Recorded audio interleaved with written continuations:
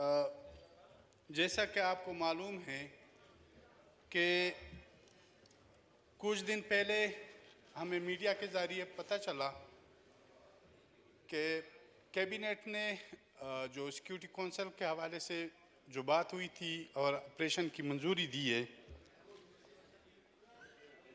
जनाब स्पीकर, जैसा कि आपको मालूम है और उस वक्त आप भी मौजूद थे, ये जब मौजूदा हुकूमत की से पहले जब 2018 के इलेक्शन हुए थे तो वहाँ पर उस गवर्नमेंट में हमें सिर्फ वोट देने के लिए इन्होंने बहुत सी ऑफरें की थी। उसमें मैं नहीं जानना चाहता हूँ, लेकिन हम जहाँ पे आ जाते तो हम अपने इलाके और सिक्योरिटी फोर्सेस के हवाले से जो वहाँ के किरदार है वहाँ पर हम आ जाते तो वो रुक जाते और बहुत सी ऑफरें दूसरी जो तरक्याती काम वगैरह इस हवाले से इवन के मिनिस्ट्री तक कर चुके थे, लेकिन हमने इनकार कर दिया। सेम इस तरह जब मैं कराची सेंट्रल जेल में था और यहाँ पे अदम एतमाद के लिए जब प्रोडक्शन आर्डर जारी हो गए, यहाँ पे मैं आया तो उस वक्त जब उस वक्त का अपोजिशन पार्लिमानी लीडरान का जो मीटिंग था उसमें मैं शरीक हुआ। इन्होंने मुझे बुलाया तो मियाँ साहब के सामने मैंने बात रखी। मैंने कहा कि मेरी कोई लालच नहीं है, कोई नाजायज़ फरमाइश मैं नहीं करूँगा कि आप उन्हें तंग करूँ। मेरा सिर्फ एक ही वाज़े मौक़िफ़ है और यही मसला है कि ये मौजूदा जो पॉलिसी है इसको तब्दील करना होगा और मौजूदा पॉलिसी को इतना जो हो चुका है बस ये काफ़ी है। ये साथ ही खालिद मकबूल सिद्दीकी साहब MKM पाकिस्तान के भी बैठे थे, मेंगल साहब भी बैठे थे और दूसरा अपोजिशन के लीडरान भी बैठे थे। तो मैंने उसे कह दिया, उसने कहा हमने इस पे बात की है और ये चीज़ आगे, क्योंकि उन्होंने कहा महाजरों का भी यही मसला है, बलोचों का भी यही मसला है, हम इस चीज़ को ख़त्म करेंगे और मैंने उनसे बात की है कि हम इस मसले को ख़त्म करेंगे। तो जनाब स्पीकर, अब फिर महंगाई, बेरोज़गारी, बदअमनी के अलावा इन्होंने फिर भी ऑपरेशनों की इजाज़त दी है। जैसे कि आपको मालूम है और आप लोगों ने इस पार्लियामेंट के फ्लोर पे कहा है कि जब इनसे मायदे करवाए जा रहे थे अफ़गानिस्तान में वफद भेज के, यहाँ पे पार्लियामेंट को, कौम को और ख़ुसूसन हमें यह भी मालूम हुआ है कि GHQ को भी एतमाद में नहीं लिया गया था।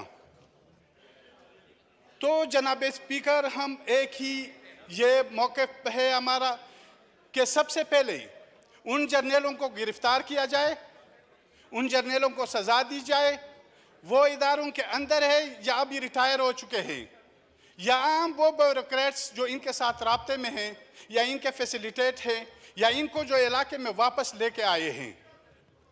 जब तक जनाब स्पीकर इन जर्नलों को गिरफ्तार नहीं किया जाए, इनको यहाँ पे लाया न जाए और इनसे इन अमल को काटा न जाए और ये गंद फैलाने वालों को साफ न किया जाए, तब तक हम किसी ऑपरेशन की इजाज़त नहीं देंगे। जनाब स्पीकर, मैं अपनी बात, थोड़ा टाइम मुझे देना होगा क्योंकि बहुत टाइम के बाद मैं फ्लोर पे आया हूँ। तो जनाब स्पीकर, अब फिर इन्होंने परसों वाना में ऑपरेशन किया। वाना में इन्होंने कैसे ऑपरेशन किया? जहाँ पे इनको इंटेलिजेंस बेसिस पे मालूमात थी, वहाँ पे जब ये चले गए तो उन्होंने इतना टाइम दे दिया कि वहाँ पे जो मौजूद उस घर के अंदर लोग थे वो भाग गए और दूसरे घर में घुस गए। जब वो दूसरे घरों में चले गए तो इन्होंने ऊपर से शेलिंग की उन दूसरे घरों को। उन बेचारों को तो पता ही नहीं था, उनके घर बर्बाद हो गए, उनके बंदूक को उठा के लेके गए और जो दहशतगर्द थे कुछ चले गए, भाग गए और कुछ को इन्होंने हला कर दिया। तो जनाब स्पीकर, फिर उसके बाद उन्होंने बहुत से इलाकों को यह कहा कि आप ये इलाके खाली करें, हम यहाँ पे ऑपरेशन कराना चाहते हैं। जब इलाका खाली होगा और आपके वहाँ पे पाले हुए लोग वो आपके लिए वहाँ पे ठहरेंगे, वहाँ पे रहेंगे, तो ये खौफ को एक सोचे समझे मंसूबे के तहत फैलाया जा रहा है। जनाब स्पीकर, मैं मौजूदा हुकूमत से यह अपील करूंगा, बल्कि दरख्वास्त करूंगा कि इस अमल को रोका जाए। जैसे मैंने पहले कहा कि उन लोगों को सजा दी जाए जो इसके जिम्मेदारान हैं, क्योंकि अब यह बात बहुत वाज़ेह हो चुकी है। ये लोग अब वजीरिस्तान से ज़्यादा पाकिस्तान के दूसरे सेटल एरियो में ज़्यादा आ चुके हैं, और ख़ुसूसन ये सिंध की पट्टी तो इनसे बरी पड़ी है। दरियाई सिंध के कच्चे के इलाके इनसे बड़े पड़े हैं। तो जनाब स्पीकर, हम ये कहते हैं, आओ जो हमारा मौक़िफ़ भी है कि सबसे पहले उन जर्नलों के खिलाफ कार्रवाई की जाए जो रिटायर है या आज़र सर्विस है, जो इनके पीछे है, इनको लाए गए हैं, इनको ये इलाके हवाले किए गए, और एक सोचे समझे मंसूबे के तहत इस खौफ को फैलाया जा रहा है। ठीक है, आपसे जी जनाब स्पीकर, एक मिनट मैं यहाँ पे दूसरी बात यह है कि यहाँ पे जब अफगानिस्तान में रिजीम चेंज हो गई, वहाँ पे अशरफ गनी की हुकूमत चली गई और तालिबान आ गए, तो यहाँ पे आपको पता है बहुत सी खुशियाँ, मिठाइयाँ, ग़ुलामी की जंजीरें, ये बातें की गई।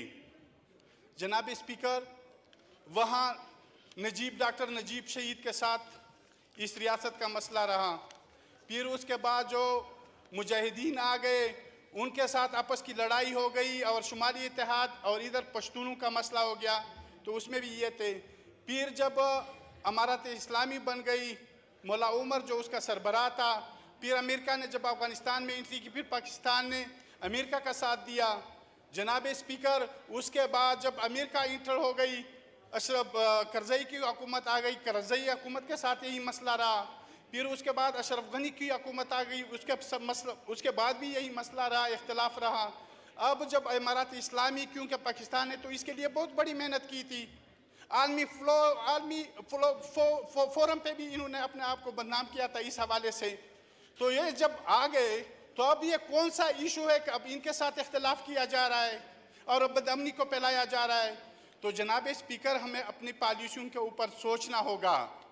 मैं वाज़ेह पैगाम देना चाहता हूँ कि हम इस ऑपरेशन की इजाज़त नहीं देंगे। Thank you. अगर ये ऑपरेशन करना चाहते हैं तो हम खड़े होंगे, हम मुज़ाहमत करेंगे, और मैं इसी पार्लियामेंट के फ्लोर पे कहना चाहता हूँ कि अगर इसमें फिर इतनी ये दम है, ताकत है, तो फिर वो आ जाए, ऑपरेशन करे। Thank you. जनाब ख्वाजा मोहम्मद आसिफ साहब। जी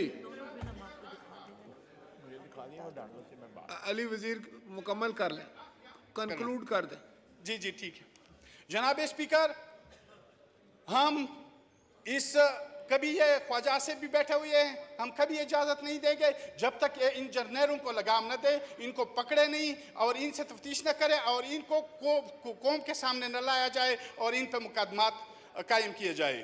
दूसरी बात, हमारे कोहाट के साथी जावेद खटक एडवोकेट के गाड़ी को परसों जलाया गया और उस बेचारे को धमकियाँ भी मिल रही है। कोई रज़ा खान वहाँ पे इंटेलिजेंस इदारे का कोई मुलाजिम है, वो उसे धमकियाँ दे रहे कि आप पीटीएम को छोड़ दे, दूसरे सियासी पार्टियों में आ जाए, हम आपको टिकट देंगे, फैसिलिटेट करेंगे और असेंबली तक पहुँचाएंगे। ये अमल स्टॉप होना चाहिए। इस तरह के दबाव, ये हथकंडे नहीं इस्तेमाल होने चाहिए। और साथ ही वहाँ पे एक दूसरे जो रिफ्यूजर्स है, जब अफगानिस्तान रिवोल्यूशन, जब रशिया इंटर हुई थी, उस रिवोल्यूशन के बाद जब वो यहाँ पे आए हुए, अब उनके घरों को मसमार किया जा रहा है। खुदारा लोगों को तकलीफ न दिया जाए। अब ये इसको भी मजबूर किया जा रहा है, जावेद खटक एडवोकेट को, और उनके गाड़ी को भी जलाया गया। आगे उनकी बात भी सुनी नहीं जा रही है।